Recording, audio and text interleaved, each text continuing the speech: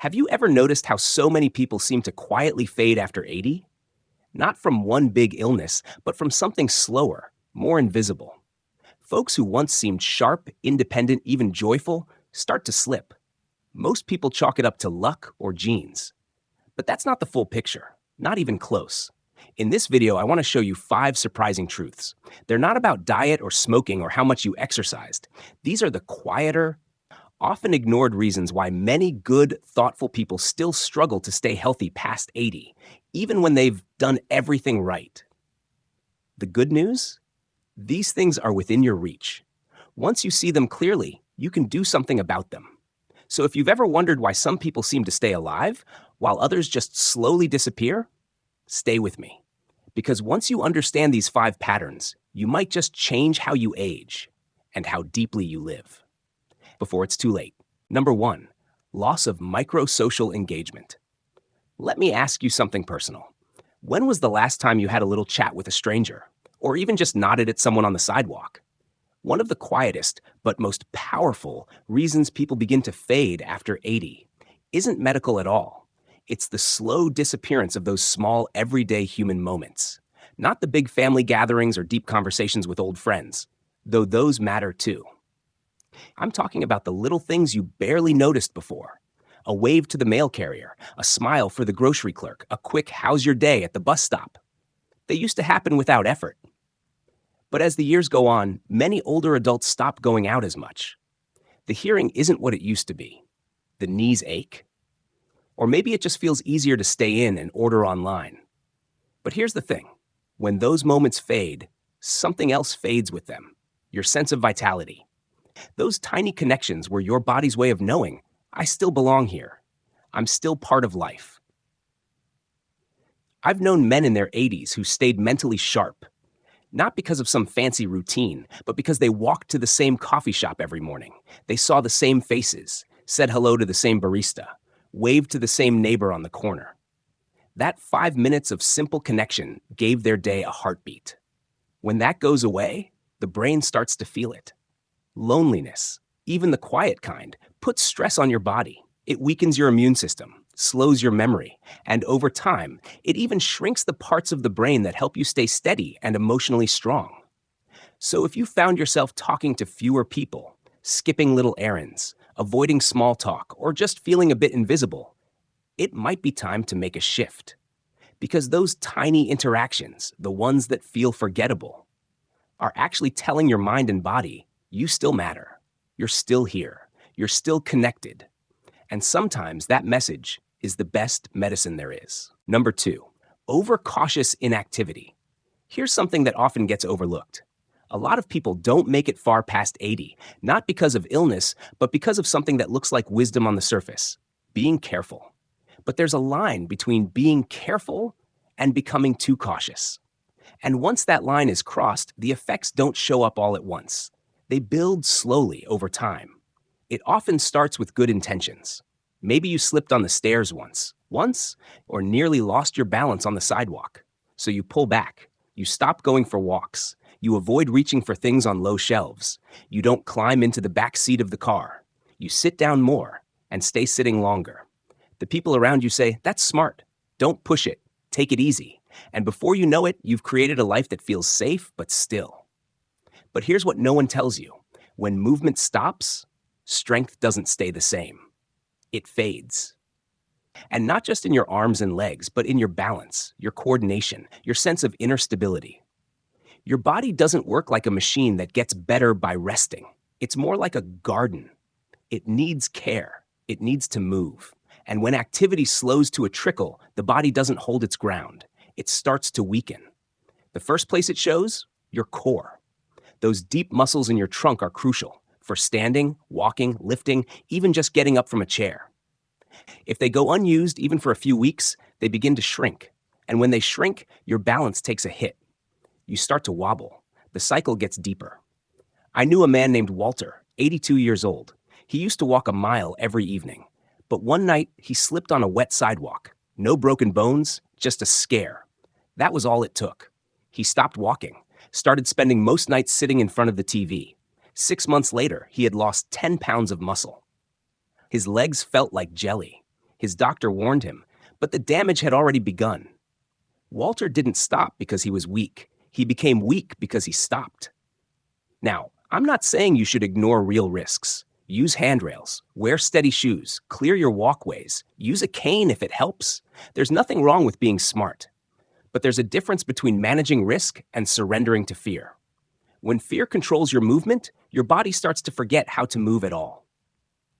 So if you've noticed you're doing less, not because you can't, but because you're afraid something might happen, it's time to check in with yourself. Ask honestly, am I protecting myself or slowly disappearing? Staying alive after 80 isn't just about not falling. It's about continuing to move, maybe slower, maybe more carefully, but still moving. Because movement is how your body remembers it's still needed. It's how your brain stays alert, how your heart keeps pumping with purpose. And if you're still here, still listening, and finding these insights helpful, comment number 2 down below to let me know you're with me.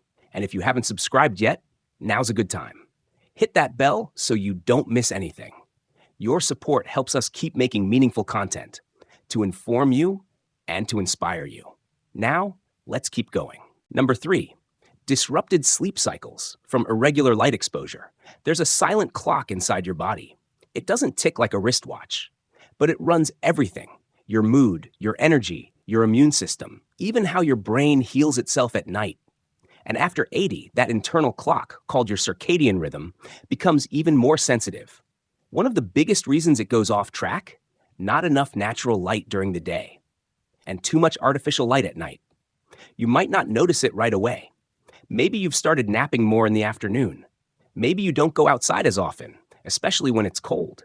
Maybe you leave the lights on late while reading or watching TV, or fall asleep with the television still glowing in the background. Each of these changes might seem harmless, but together they confuse your body. Your system can't tell when it's time to be awake and when it's time to wind down. You see, your body relies on natural light to stay in rhythm. Bright morning light tells your brain, it's time to wake up, time to get moving. Let's send energy where it's needed. And darkness in the evening? That's what tells your body to release melatonin, the gentle hormone that helps you fall into deep healing sleep. But when you don't get enough of that natural daylight, and your nights are filled with brightness from lamps, TVs, or phone screens, those internal signals get scrambled. The result? You might start struggling to fall asleep, or you might wake up still tired, even after 8 hours in bed. You might feel groggy during the day, or notice your memory feels a little fuzzier than usual. And over time, this disruption affects far more than just sleep. It weakens your immune system. It makes your mood harder to regulate, and it can even raise your risk for cognitive decline. There's also vitamin D to consider. Your body makes it naturally when your skin is exposed to sunlight, but after 80, that ability starts to drop, which means sunlight becomes even more important. Without it, your bones get weaker, your muscles lose strength, your immune system struggles. I once spoke with a woman named Helen. She was 84 and had been feeling tired, scattered, a little off. Her blood work looked fine. Her diet hadn't changed. No new medications. The turning point. Her doctor suggested something simple: 20 minutes each morning, just sitting by the window with the blinds wide open, and in the evening, turning off screens at least 1 hour before bed. Within 2 weeks, her sleep improved. Her memory got clearer. Her mood lifted. It wasn't a new pill, it was light. So if you've been staying indoors, curtains drawn, or if your evenings glow with blue light from the TV or your phone, it's time to shift. Step outside within an hour of waking, even just for a few minutes. Let your skin and your eyes soak in that daylight. And in the evening, dim the lights. Let your body know it's time to rest. These daily rhythms aren't just about comfort, they're about survival. Because what many people don't realize is the body doesn't just age from wear and tear. It ages when its systems fall out of sync. So when you restore your light cues, your sleep cycle, your daily rhythm, you're telling your body, we're still on schedule, we're still in motion, we're still here. Number 4, emotional suppression from loss and isolation. By the time many people reach their 80s, they've carried more loss than most younger folks can imagine. A spouse, a sibling, a lifelong friend, sometimes even a child. And while the outside world may offer polite sympathy, what's rarely acknowledged is just how deeply that kind of loss builds up, not just in your memories, but in your body. What shows up after 80 isn't always raw grief. It's something quieter, something heavier. It's the habit of holding it in, of swallowing the pain instead of speaking it, of putting on a brave face because you feel like you should be used to it by now. Or maybe because there's no one left who truly understands what you've lost. But here's the truth. The body doesn't forget. When grief isn't expressed, when it's not spoken, not shared, not fully felt, it doesn't vanish. It gets stored. And over time, that weight becomes physical. It affects your immune system. It disrupts digestion. It steals your sleep. It alters your hormones. It keeps your nervous system in a state of quiet tension. And the hardest part, it all happens silently. On the outside, you might seem calm. You might even say, "I'm fine." But if your shoulders feel heavier than they used to, if your breathing feels a little shallow, if something inside you feels dimmer, like you've lost a small piece of yourself, that could be grief, even if you haven't spoken about it in years. I remember a man named George. He was 86 when he lost his wife of 60 years. He didn't cry much, said it wasn't his way, said he was doing all right. But within a year, he had lost weight. He stopped going to the senior center. He started having trouble sleeping, not because of illness, but because his body was holding a sorrow that had never been allowed to come out. You see, emotional pain doesn't need to be loud to be harmful. And by the time it shows up in your health, the cause isn't always obvious. What keeps people truly alive after 80 often isn't just physical strength. It's emotional release. It's having a safe, open place to let sadness move, to let fear breathe, to let longing speak. It's being able to say, "I miss her. I'm still angry. I feel alone," and knowing you won't be judged for it. That kind of honesty lets the heart breathe again. And when the heart can breathe, the body can begin to heal. That's why people who live long and well often have some kind of outlet. For some, it's a trusted friend. For others, a notebook, a prayer, a support group, or a therapist who helps unpack the stories they've carried for decades. Whatever form it takes, the truth stays the same. What gets expressed can be transformed. What gets buried will fester. So if you've been holding something in, not because you wanted to, but because you didn't know where to place it, it's time to make space. Not just for your emotions, but for your life. Because the heart can only carry so much before it starts to quietly shut down. And if you want to make it past 80, not just breathing, but alive, you have to let it feel too. If you're still here and finding these reflections helpful, please comment number 4 below, just to let me know you're listening. And if you haven't subscribed yet, I invite you to do that now and turn on the bell so you don't miss what's coming next. Your support helps us keep making thoughtful content to inform you and to walk alongside you. Now, let's move forward. Number 5, the gradual loss of daily purpose. This might be one of the most invisible reasons why so many people struggle to thrive after 80. It's not because of a diagnosis or a fall. It's because something slips away, slowly, quietly, and most of us don't notice it until it's gone. It's not about some grand life mission. It's about the small kind of purpose, the kind that gives you a reason to get out of bed in the morning, something to do, somewhere to go, someone to see.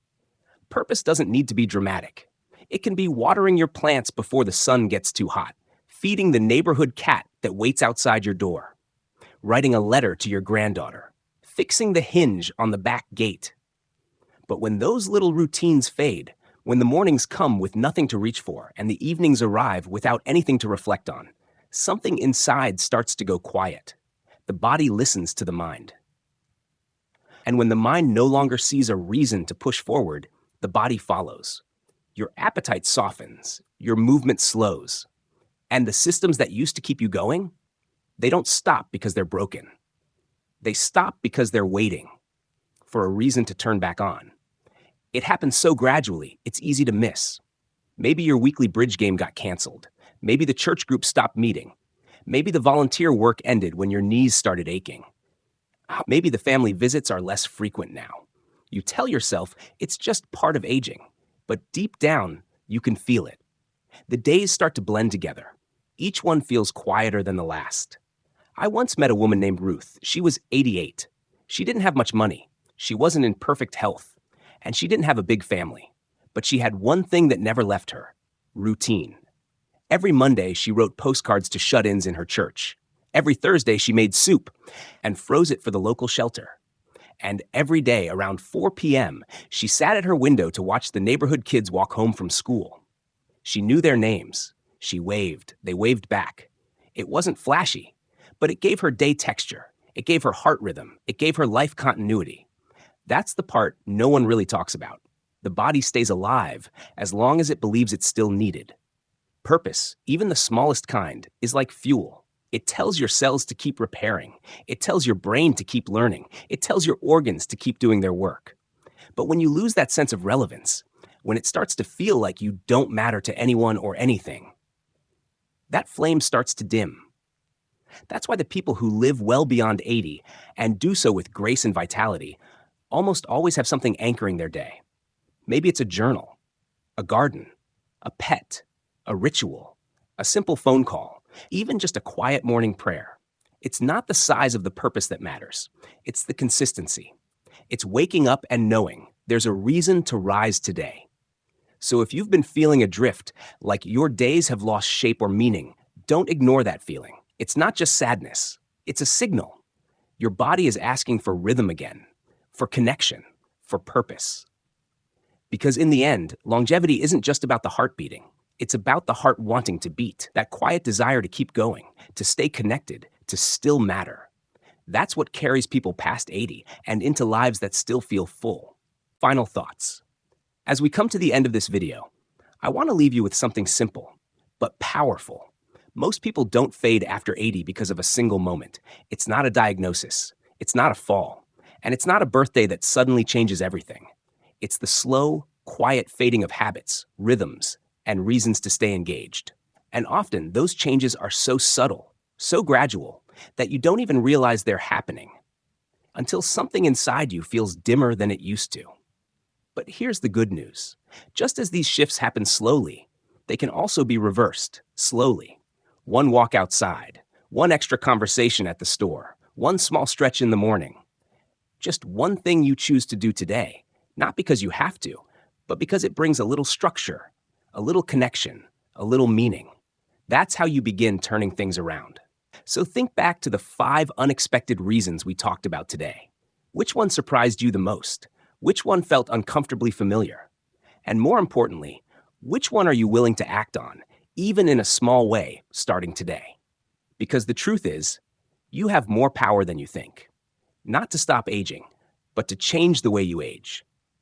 And if you're willing to stay present to the quiet shifts, if you're willing to guard your rhythms, protect your purpose, and allow yourself to feel what needs to be felt, then there's a very good chance you won't just reach 80. You'll live well beyond it, fully and deeply on your own terms. Thank you for spending time with us today. We'd truly love to hear from you. Leave a comment below, just one thing you took from this video and how you plan to use it in your own life. Your thoughts matter to us.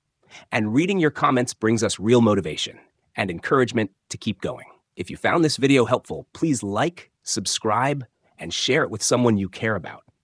Your support helps us keep creating content to inform and inspire you.